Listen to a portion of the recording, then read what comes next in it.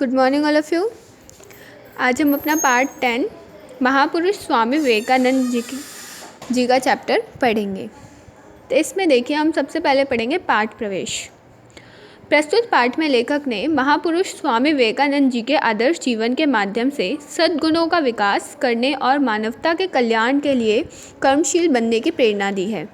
पाठ के द्वारा बच्चों को कुशल वक्ता बनने एवं सदाचारी बनने की सीख दी गई है। लेखक ने स्वामी जी द्वारा जलाई आध्यात्मिक ज्योति की मशाल का सदैव आलोकित करने की प्रेरणा दी है। तो हम इस कहानी में इस पाठ में क्या पढ़ेंगे, महापुरुष स्वामी विवेकानंद जी के बारे में पढ़ेंगे कि उन्होंने अपने जीवन में कौन सा आदर्श अपनाए थे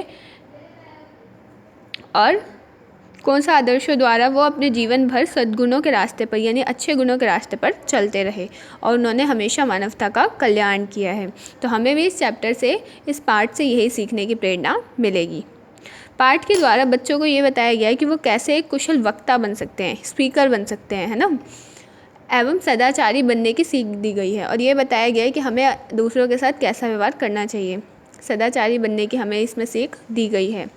लेखक ने स्वामी जी द्वारा जलाई आध्यात्मिक ज्योति की मशाल का सदैव क्या किया है, आलोकित करने की प्रेरणा दी है। उन्होंने क्या बोला है कि लेखक ने स्वामी जी के द्वारा जो आध्यात्मिक ज्योति जलाई गई है, अध्यात्म की यानी धर्म की, एक सच्चे ज्ञान की जो ज्योति जलाई गई है, उसको क्या किया है, आलोकित, मतलब पूरे सब जगह फैलाने की बात की गई है, जिससे कि हमारे साथ साथ बाकी जो लोग हैं वो भी अध्यात्म को जाने, सच्चे ज्ञान को जाने। ठीक है, तो यही प्रेरणा हमें इस पाठ में दी गई है। भारत के नवजागरण की शंख ध्वनि करने वाले महापुरुषों में स्वामी विवेकानंद का स्थान अद्वितीय है। उनका दिव्य संदेश वस्तुतः भारत के लिए ही नहीं अपितु संपूर्ण विश्व के लिए भी नए आध्यात्मिक उत्थान का उद्घोष था। तो जो स्वामी विवेकानंद जी हैं, जिन लोगों ने क्या किया था, भारत के नवजागरण का यानी नए सिरे से शुरू करने का शंख ध्वनि, यानी अगर हम किसी शुभ काम की शुरुआत करते हैं तो शंखनाद करते हैं ना, तो वही शंख ध्वनि की शुरुआत कर दी थी जिन महापुरुषों ने। उसमें स्वामी विवेकानंद जी का भी एक अद्वितीय स्थान है, देखिए एक बहुत अच्छा स्थान है।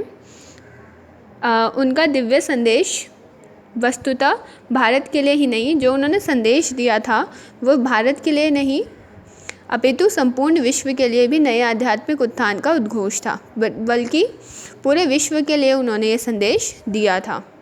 और ये एक नए आध्यात्मिक उत्थान का क्या था, उद्घोष था, शुरुआत थी। स्वामी विवेकानंद जी का जन्म सन 1863 में हुआ। स्वामी विवेकानंद जी का जन्म 1863 में हुआ। बचपन में उनका नाम नरेंद्रनाथ था। बचपन में इनका नाम नरेंद्रनाथ था। वे प्रारंभ से ही होनहार दिखाई देते थे। उन्होंने अंग्रेजी स्कूलों में शिक्षा पाई और सन 1884 में बीए की डिग्री प्राप्त की। बचपन से ही उनके अंदर एक प्रबल आध्यात्मिक भूख थी। कुछ दिनों तक वे ब्रह्म समाज के अनुयायी रहे। वे नित्य प्रार्थनाओं में सम्मिलित होते। गला बहुत ही अच्छा होने के कारण कीर्तन समाज में उनका बड़ा आदर था, पर ब्रह्म समाज के सिद्धांत उनकी प्यास न बुझा सके। तो देखो, स्वामी विवेकानंद जी का जन्म 1863 में हुआ था और बचपन में इनका नाम क्या था, नरेंद्रनाथ। वे शुरुआत से ही होनहार दिखते थे। उन्होंने अंग्रेजी स्कूलों में अपनी पढ़ाई पूरी की और 1884 में उन्होंने बीए की डिग्री प्राप्त की। बचपन से ही उनके अंदर एक प्रबल आध्यात्मिक भूख थी, यानी कि अध्यात्म के बारे में, धर्म के बारे में, सच्चे ज्ञान के जानने की इच्छा इनके अंदर शुरू से ही थी।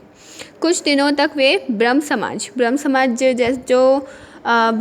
वो होता है जिसमें स्त्रियों से दूर रहते हैं, जो बॉयज़ होते हैं, जो लड़के होते हैं, वो स्त्रियों से दूरी बना कर रखते हैं, उनके टच से दूर रहते हैं।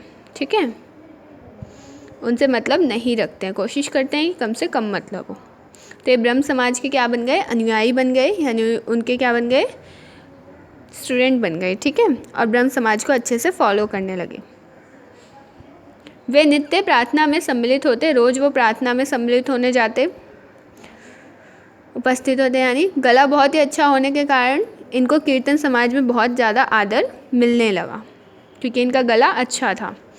पर ब्रह्म समाज से के सिद्धांत से इनकी प्यास न बुझी, क्योंकि ये किसके बारे में जानना चाहते थे? अध्यात्म के बारे में।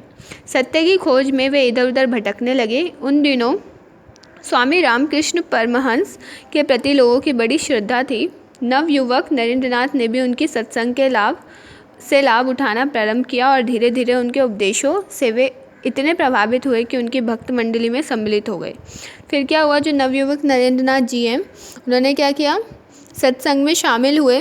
उन्होंने किसके बारे में सुना? स्वामी रामकृष्ण परमहंस के बारे में सुना और उनके सत्संग में फिर शामिल होने लगे और धीरे धीरे उन्होंने क्या किया? उनकी जो भक्त मंडली थी उसमें सम्मिलित हो गए। ठीक है, आगे हम नेक्स्ट क्लास में करेंगे। Thank you all of you for listening me.